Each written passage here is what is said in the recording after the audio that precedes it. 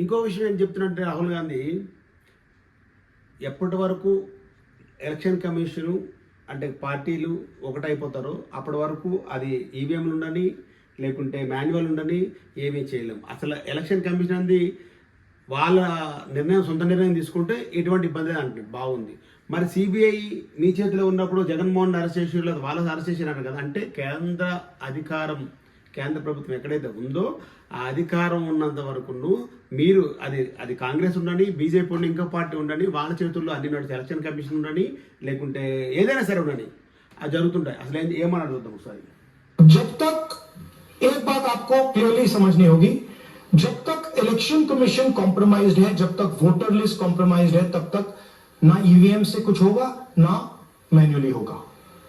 Election commission अगर non compromised है और मैन्युअली किया जाए हो सकता है.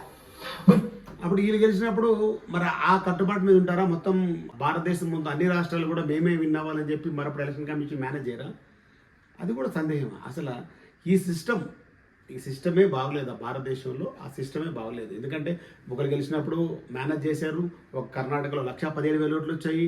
16 నియోజకవర్గాలు మాకుంటే మేము గెలుస్తాం అనుకుంటే 9 గెలిచాము, 7 గెలవలేదంటే ఎస్ అది అనుకోవాలి మీరు. అప్పుడు కూడా ఎందుకు అలా గెలిచారని అక్కడ మీకు ఓటు వేయలేదు అనుకోవాలి. అది కాకుండా అక్కడ గెలిచిన దగ్గర బాగుంది, ఓడిపోయిందా లేదని ఇవన్నీ చెప్పుకోవడం అంతా దేనికి?